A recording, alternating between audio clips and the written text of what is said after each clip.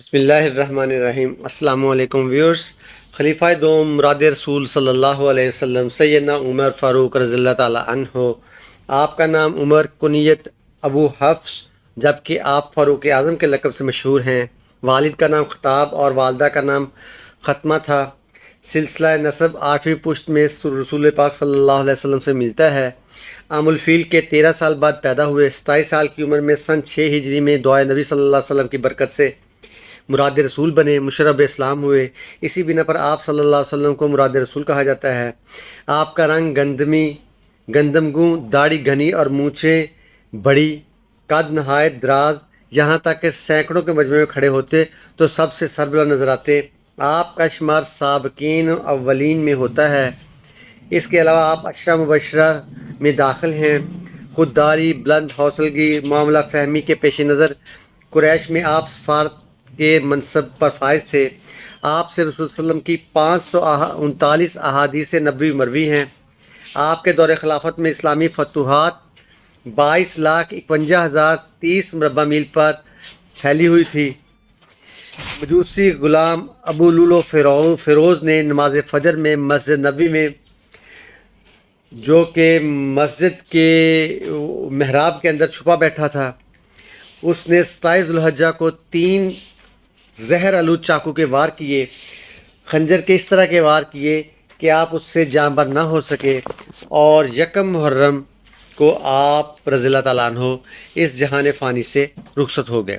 کچھ صحابہ نے اس کو پکڑنے کی کوشش کی، اس میں اور بھی صحابہ زخمی ہو گئے، اور جب آپ کا وصال ہوا تو آپ کی عمر 63 سال تھی۔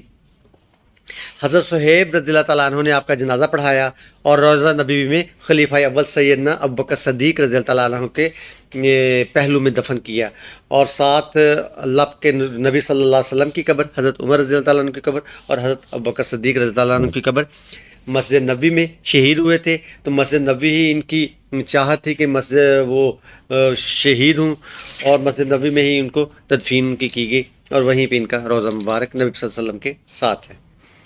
یہ تو تھے وہ چند چیدہ نکات جو سیرت و کردار کے روشن نقوش تھے، جو میں نے آپ کو واضح کر دیے حضرت عمر رضی اللہ تعالیٰ عنہ کے بارے میں۔ حضرت عمر رضی اللہ تعالیٰ عنہ کے بارے میں کچھ اور فضائل اور ان کے مناقب کا تاریخ ساز جو ہے باب جو ہے، اس میں سے کچھ لیے گئے ہیں جو میں آپ کو بتاتا ہوں۔ دریائے نیل مصر کا مشہور دریا ہے۔ دریا سال میں ایک بار خشک ہو جاتا تھا، چنانچہ مصر کے لوگ ایک خوبصورت لڑکی کا بناؤ سنگار کر کے اس دریا میں ڈالتے اور پانی حسب معمول جاری ہو جاتا۔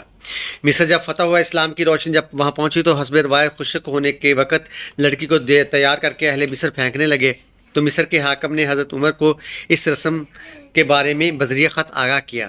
حضرت عمر رضی اللہ عنہ فرمایا، انسانی جان دریا سے قیمتی ہے، میرا یہ خط دریا میں ڈال دو۔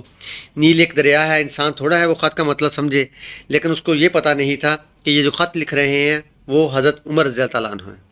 حضرت عمر نے لکھا، بسم اللہ الرحمن الرحیم، اللہ تعالیٰ کے بندے عمر بن خطاب کی طرف سے نیل کے مصر کے نام، اگر تو اپنے اختیار سے جاری ہوتا ہے تو ہمیں کوئی ضرورت نہیں، اور اگر تو اللہ تعالیٰ کے حکم سے جاری ہے تو پھر تجھے جاری ہی رہنا چاہیے۔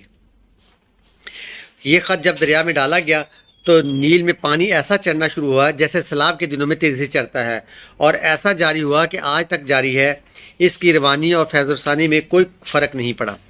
حضرت عمر رضی اللہ تعالیٰ عنہ ایک روز جمعہ کا خطبہ ارشاد فرما رہے تھے کہ ایک خلاف معمول نے اچانک خلاف معمول 2-3 بار کہا، یا ساریت الجبل، یا ساریت الجبل، یا ساریت الجبر، اے ساریہ پہاڑ کی دوسری طرف دیکھ، اے ساریہ پہاڑ کی طرف دیکھ۔ حضرت عبد الرحمن بن عوف بعد میں دوران خطبہ اس جملے کے کہنے کی وجہ پوچھی تو آپ رضی اللہ عنہ فرمایا، عراق میں نہاوند کے مقام پر حضرت ساریہ کی قیادت میں جو لشکر مصروف جہاد ہے، میں نے دیکھا کہ اس کے سامنے سے کفار کا لشکر آ رہا ہے جس کی حضرت ساریہ کو خبر ہے، لیکن پہاڑ کے پیچھے سے ایک لشکر آ رہا ہے، اس کی ان کو خبر نہیں۔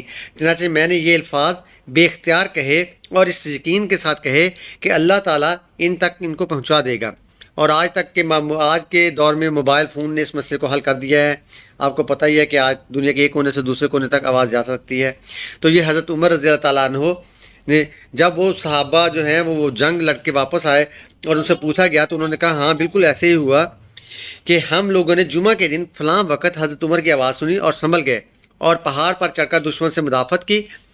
اللہ تعالیٰ نے کامیابی عطا فرمائی اور اس واقعے پر اس لیے مطلب یہ ایک حضرت عمر رضی اللہ تعالیٰ عنہ کی زندگی کا ایک واقعہ. اس کے بعد حضرت عمر رضی اللہ خطبہ ارشاد فرما رہے تھے. دوران خطبہ آپ نے اچانک فرمایا میں حاضر ہوں.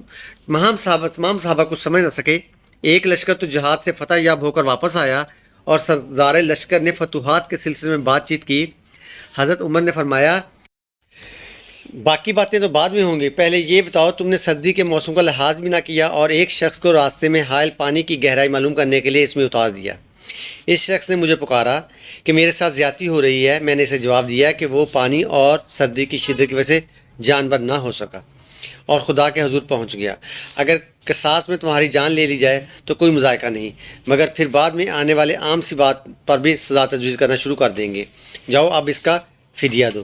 حجاز کی گھاٹیوں سے آگ نکلی جس نے سب کو خاصر کر دیا. حضرت عمر رضی اللہ عنہ نے حضرت تمیم داری کو ساتھ لیا اور آگ بجھانے نکلے. حضرت عمر رضی اللہ عنہ نے حضرت تمیم داری رضی اللہ عنہ سے فرمایا کہ آگ کو ہنکانا شروع کرو. انہوں نے آگ کو اپنی چادر سے ہنکانا شروع کیا اور اسے دھکیلتے دھکیلتے اس گھاٹی سے جہاں سے نکلی تھی اندر فرما دیا اور آج تک دوبارہ وہ آگ نہیں نکل سکی. حضرت عمر کی کرامت میں آپ کی وہ دعا بھی ہے جو پروردگار کے حضور مانگا کرتے تھے. اے اللہ مجھے اپنی راہ میں شہادت کی موت نصیب فرما اور موت دے بھی شہر مدینہ میں.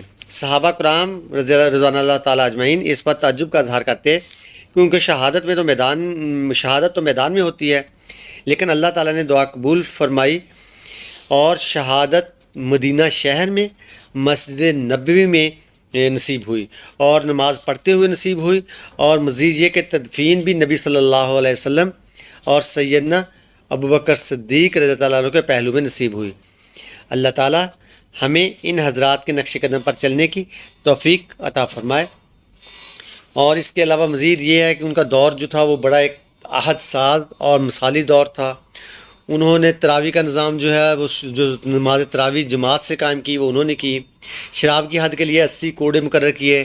تجارت کے گھوڑوں پر زکوٰۃ مقرر کی اور وقف کا طریقہ ایجاد کیا. مساجد کے اماموں اور مؤذنوں کی تنخواہ مقرر کی. مساجد میں راتوں کو روشنی کا انتظام کیا. اس کے علاوہ عوام کے لیے اور بہت سی سہولیات جو ہیں انہوں نے فراہم کی اور انہوں نے بہت ہی اچھے طریقے سے حکمرانی کی.